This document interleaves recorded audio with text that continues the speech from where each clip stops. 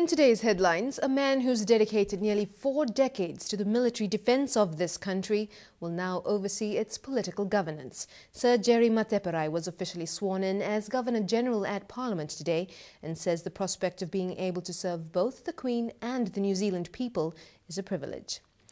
A New Zealander who was apprehended a few years ago while trying to enter an Al-Qaeda and Taliban stronghold is known to our Prime Minister. Mark Taylor has since been deported to New Zealand and is on a no-fly list to the United States. John Key says Mr. Taylor has a number of restrictions for good reason, but he doesn't believe he poses a threat. The government has promised no more than 15% of state-owned energy companies will go to foreigners.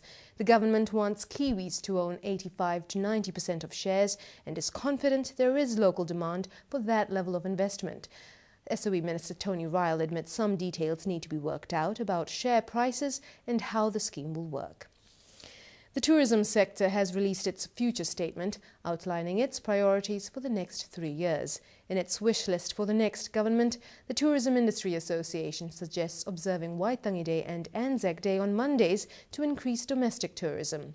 The association is also calling on the government to reduce barriers for people travelling to New Zealand, including departure taxes at overseas airports and including more foreign passport holders in our SmartGate system. The 57-year-old man charged with the theft of 843 war medals has been remanded on bail without plea. Keith Davis was arrested at Wellington Airport today as he voluntarily returned from Australia. The Waiouru Army Museum medals are estimated to be worth $256,000. And across the Tasman, apple growers are full of righteous indignation now that quarantine inspections here have found a small piece of leaf matter and one insect in a shipment of our fruit.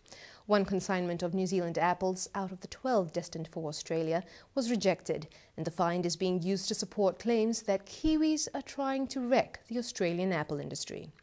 In the United States, rescuers are battling to reach thousands of people across Vermont, New Jersey and upstate New York.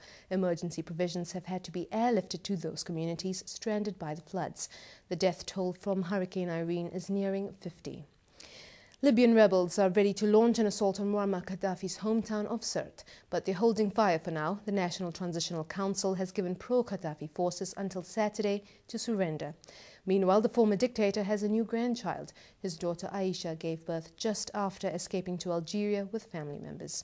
We'll keep up with the news at rima.co.nz. From the Shine TV newsroom, ka kite anō.